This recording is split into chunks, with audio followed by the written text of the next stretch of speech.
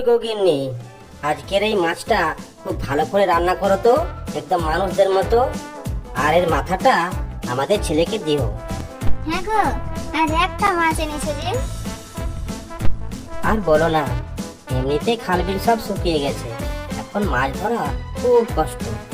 বাবা, আমি তো বড় হয়ে গেছি, আমি এবার একাই মাছ ধরতে যাব। শুনলে গিন্নি, আমাদের ছেলে কি বলছে?